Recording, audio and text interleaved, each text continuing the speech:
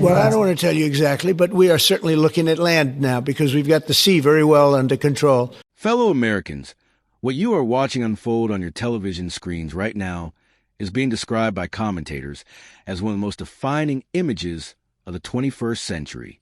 You saw the headline and likely paused, questioning whether it could possibly be real. Reports claim Trump is panicking as federal marshals move to seize his iconic properties. I am here to tell you that, according to these accounts, this is not a dream. Supporters of this narrative say it represents the inevitable weight of justice finally bearing down on a man long accused of believing he could outrun the law forever. For the first time in American history, analysts argue federal marshals are not merely serving a subpoena. They are described as seizing the physical kingdom of a sitting president. Barricades are reportedly being erected around Trump Tower. Padlocks are said to be placed on the gates of Mar-a-Lago. Authorities are described as taking possession of Bedminster. Observers say Donald J. Trump appears panic-stricken, not because of an election loss, but because he is portrayed as losing the very things that define his public identity, his name, his brand, and the wealth critics claim was improperly obtained. I want you to stop and truly process what this moment is being framed to mean. This is not being characterized as a simple bank foreclosure. It is not being portrayed as a routine business dispute.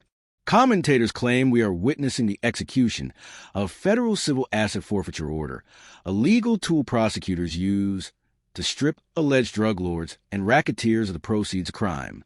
According to these claims, the Department of Justice has argued, and a federal judge has agreed, that these properties are no longer merely hotels or golf courses. They are being described as laundered assets of a criminal enterprise. The money trail is central to this narrative.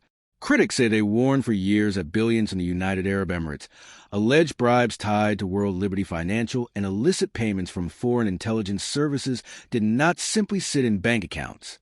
They argue the money flowed into the walls of these buildings.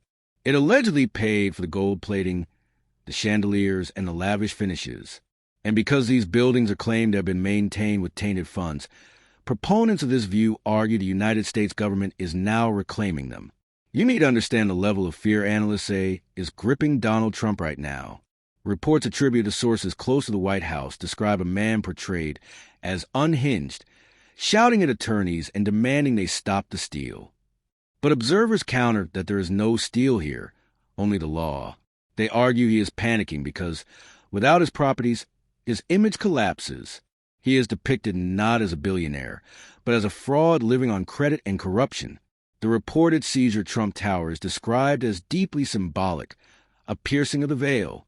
For decades, that building was used to project an image of untouchable power. Today, commentators say it is being treated as a crime scene. Federal agents are reportedly inside, cataloging documents, computers, and safes, uncovering secrets he believed were buried within the architecture of his empire. I speak to you in the voice of prosecutors and investigators who say they recognize this moment. They describe the look of con artists when they realize the game is over. They argue this is that moment. They point out that while the Supreme Court has ruled a president may have immunity for official acts, it did not rule that a private real estate empire is immune from the Foreign Corrupt Practices Act. Analysts say this is the legal hook Trump's team missed. Focus on avoiding prison while failing to protect the assets. According to this interpretation, the Department of Justice is now using civil courts to dismantle what is described as his life's work before criminal trials even conclude. Supporters of the move call it a masterstroke of justice. They return again to the money trail. Why Bedminster? Critics say it is not only about classified documents, but because renovations that were allegedly paid for through shell companies linked to the so-called Chips for Crypto scandal.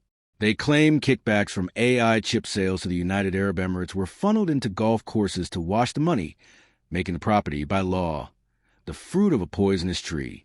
Commentators insist this is what much of the media is missing. They argue this is not punishment.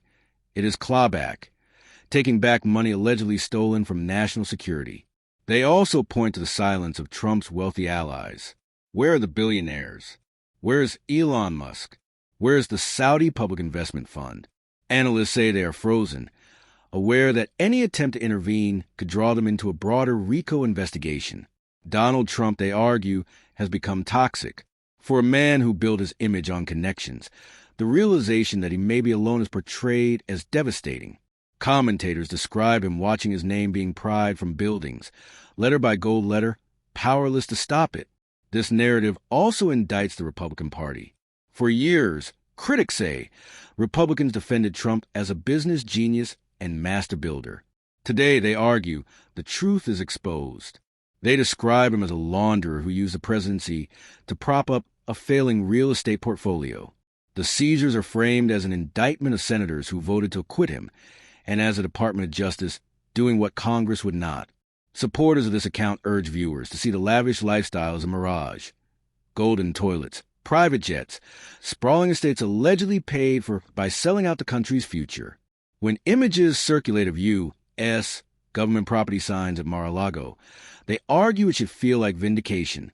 They describe the club as the scene of crimes involving classified material and foreign operatives, now fittingly reclaimed. Defenders of Trump, critics say, have no talking points left.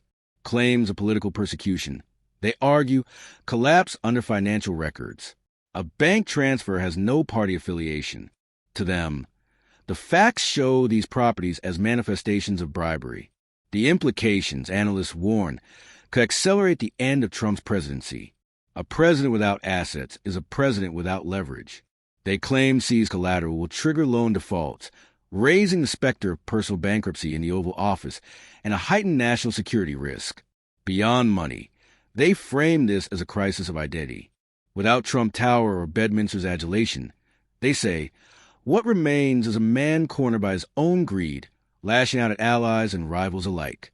Reports even suggest internal accusations and infighting among his closest supporters. Sources cited by commentators claim Marshals have uncovered safe deposit boxes containing original World Liberty financial ledgers, physical records allegedly linking crypto schemes to property purchases. If true, they say, it connects digital fraud to concrete assets and devastates any remaining legal defense. Viewers may ask whether this is legal. Analysts answer unequivocally, yes. They point to the Civil Asset Forfeiture Reform Act, which contains no exemption for a president. If dirty money buys a house, they argue, the house can be seized, no matter who owns it. Supporters of this narrative warn the MAGA base will be told this is theft. They urge correction, arguing the theft came first from public trust and national security.